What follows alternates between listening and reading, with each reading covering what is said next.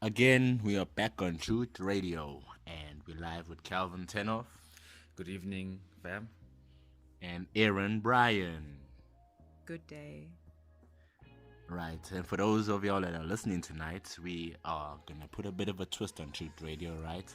I know you're used to us dealing with topics and stuff, but today we're here to really just deliberate, interview Erin Brien, on everything that's Erin, right? Erin's from Eastwood, and yeah, we're just gonna talk about her, and she's gonna talk to us also. You know what I mean? Yep. Just want to get to know Erin, her lifestyle, and And because she's a Christian, basically, we're gonna be talking from a Christian point of view, right? yep. And yeah, Erin, ladies and gentlemen. Hello, everyone. Yes. Hello, Erin. How you doing? I'm okay. You okay? You don't look okay. No, I'm fine. You fine? Mm-hmm. Okay. So tell us more about yourself, Erin. In I would say as a Christian. As a Christian, Yes. I am a very short Christian. What do you mean? As in you've only been saved a few years, or Yes. Oh, not short Figuratively tonight. and literally. okay? Anyway, yeah, I've been saved for 3 years now. 3 years. Is it? I don't. You tell us. It's 2014. But as I'm saying, some people they get saved like it's an instant saved. But mine was more like a gradual sort of. Oh, you mean when you got saved, you gradually progressed. Yes, it wasn't just like a sudden change. It was Okay, you were being transformed. yes, I was being transformed All right. into a So tell us more about your home life. beautiful butterfly. Yeah, no, my home life. I mean, Like, tell us where you live. I live in Eastwood. I'm not gonna tell people my address. That's just weird. Okay, it's cool.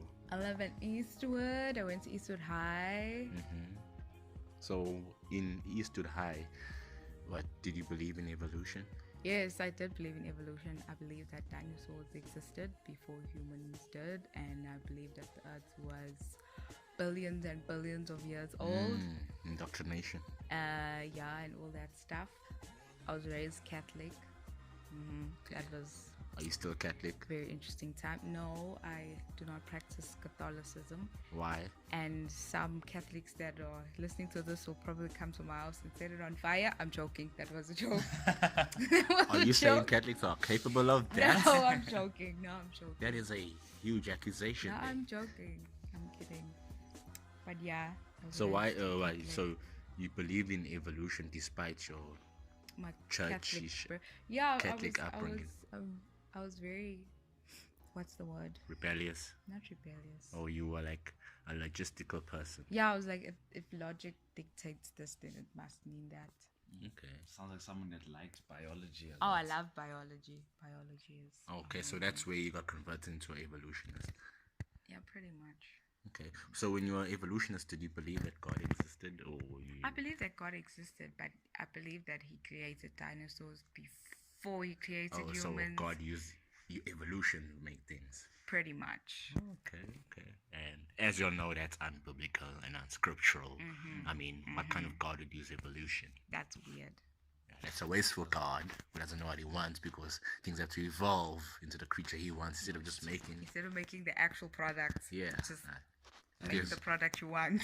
true. Don't make a product that's gonna look. And if there's if we evolve from monkeys, Monkeys didn't exist. Exactly. They would've died, survival of the fittest. and you get attacked for that Okay, on I Twitter. didn't believe we evolved from monkeys. I believe. So where do you it think was- we came from? I believe there was a common ancestor. I know it sounds stupid. No, it sounds scientific. We get that a lot from guys on Twitter. Yeah, I know it's stupid. When you after you become saved and you read the Bible, then everything starts making sense. And then when you read back on evolution and all these other things, it's like what? That doesn't even make sense. Okay. It's not logical, and yet I believe in logic, but it was illogical. Okay, that's great that you've come out of the darkness and into the light. So, where did you go after school? After you matriculated? I studied at university. Of UKZN. Yeah, UKZN. What did you study there? I studied environmental science. Oh, so you met up with more evolution. Yeah. Ah, The the road place was to paved. be. Evolution. So do you know Trevor Hill? Yes, I do know Trevor Hill. He told me So that. you were in his lectures. Yes, he used to tell us God doesn't exist. Any thoughts of God must just leave our minds while you're in his class. I'm like, okay then. And So how he did told you us to feel? leave. Yeah. How did you feel when he said that? No, I Because you felt said that- that I you, couldn't- you believe in God, but at the same I time, couldn't just walk out of the lecture. Otherwise, how was I going to pass? Why didn't you confront him in front of everybody? Because I didn't have the knowledge. intellectual Oh, okay. capabilities to do that. And he has yet. 5 degrees. Exactly, and I was just the first just a year. What could I student. probably say to him? Yeah. Hi, I remember the one time he made a joke about why do people believe that all the animals we see in the world today come from 2 of each kind on a orca boat that landed in Turkey, I mean, and spread all over the world. That's stupid. Why your what you call them, kangaroos only in Australia? Yeah. And then I was like, well, if you truly want an answer, you can find it. So, after university, what happened? I studied and then I dropped out in my 3rd year, and then I went. Due to personal problems. Okay, yeah, and then after that I started to be a chef, and now I'm a Qualified chef. qualified unemployed chef. Oh, okay. So if you need a chef, you know where to find one. Pick her out of obscurity. Shoot Radio, that's where you just need to contact us and we will provide you with Erin at a good rate, especially if you're having events and weddings, etc. Yeah, and stuff like that. And she's a Christian. So what do you think about the Christians that are being persecuted for they are not willing to do services, render their services to homosexuals, as in 2 gay guys want to get married and they come to you to bake a cake and you're like, no, it's against my faith. And then they get sued. What do you think? What's your take on it? But I would get sued Yeah. because I don't want to. Yes, bake a cake for a gay wedding. Well, that's a difficult one to say Difficult. Oh, because I wouldn't provide services to them, but at the same time, I would lose business yeah, but it's just 2 gay people. because people will be like, "Oh, how can you be hate like that?" But God created Adam and Eve, and Not Adam and Steve. no, Okay. Adam and Eve, Are you willing to... You saying that That's- live on air? Wow, you're brave. the natural way of things. Okay. It is natural for a man and a woman to be together. Okay. That's talk about- natural. And when you talk about natural, I think of the video of the first male birth, giving the first What? man giving birth. That was fake. Don't listen to Calvin. That was No, nonsense. that video, I know. Don't go watch that. That is stupid. Don't watch it. Yes. Don't watch it. It's Yes. disgusting. So, That is so unnatural. what do you think about people that die and go to hell? They say they went to hell or heaven and they came back and stuff like that. They just generally... But you did. Okay. Once your soul leaves your body, that's it. So, what do you think those that say it happened to them, what do you think they're lying? They were probably hallucinating, or their environment made them feel a certain way. So Okay. So, probably like a hallucination or Yes, demonic hallucination. experience. Okay. Because, yeah, you're right. Because we have, I think, Hebrews 9:27, where it says, Oh yeah, Hebrews 9:27 says, "And as it is appointed unto men once to die, but after this the judgment." okay, well, I guess the Bible just says it straight like that, right? Yes, it does. Okay, that's cool. So tell us, Erin, what do you think about dating as a Dating Christian? as a Christian. Yeah, you can date, but you must date with the intent of marrying the person. You can't just be like, I'm gonna date you for 5 years and then think about marriage. No. So you date another Christian or you date an unbeliever, someone who doesn't believe in Christ? I would date a Christian. I am dating a Christian. Oh, you're dating. Oh, that's cool. Who's the lucky gentleman? You know who's the lucky gentleman? I don't know. The people don't know at home. No. Maybe the people are curious to wonder. Even I. Yeah, I mean, you dating to get married, so we want to know who's the future husband gonna be. But you guys know. Don't put me in this. No. What you mean? No, on to the next topic. On to the next topic. Okay. Okay. How many relatives or like immediate family do you have? That I currently live with or that I grew up with? Currently live with and grew up with? Well, I grew up with 6 people. Can you name them? In my family: my mother, my father, my brother, my sister, and my niece. Okay, cool.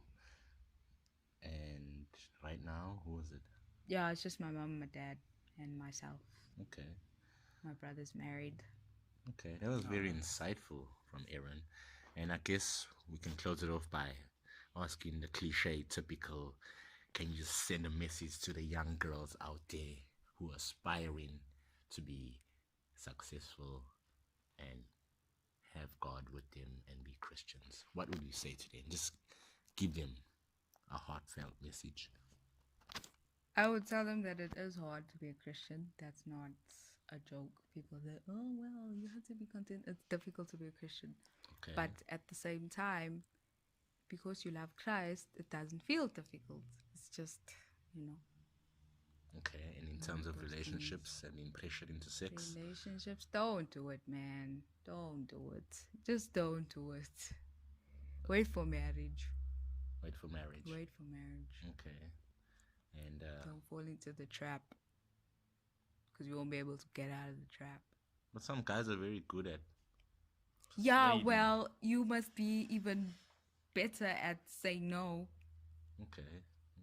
That sounds very awesome and cruel. No, it's not cruel. No is no. No, to be able to deflect, you know. The boy says, if you love me, show me. But like, no. That's not how love works. Okay, well, tell that to them. Because I keep. Yeah, if a person loves you, it's not about fornication. It's about if the person's willing to sacrifice things for you and vice versa. And love is a choice, I feel. Mm-hmm. You have to choose to love someone. And that's from the Bible. Exactly. You choose to love. It's not a thing that you just feel. You have to continuously love the person irrespective of their nonsense. So if that person is not willing to sacrifice themselves for you, their time, their energy, whatever, then they don't love you. So if he says, prove your love to me, he's talking nonsense. So then, he just wants besides to. no, how else could you respond to if he says if you love me? Or like, would you tell him no, marry me, or example, something like that? Would you throw the Bible at his face? Yes, I would. I'd be like, okay, let's turn to, Second Opinions 5 verse 3. Okay. Well, that's from Erin Brien, ladies and gentlemen. We enjoyed the interview. We hope she did. We hope you all do. Truth Radio again. You know where to find us on Twitter, on YouTube, and on Facebook. Please like us, all those places. And share. Make sure you spread the message for those that don't know the truth. Yes, and we'll be back next week with more hot topics. Today we just thought we'd deliberate, humanize ourselves. Not just voices on radio. You know what I mean? Unscripted, yes. Raw, uncut. Erin Brien, the chef, the environmentalist, yes, the former evolutionist turned Christian apologist. And good night.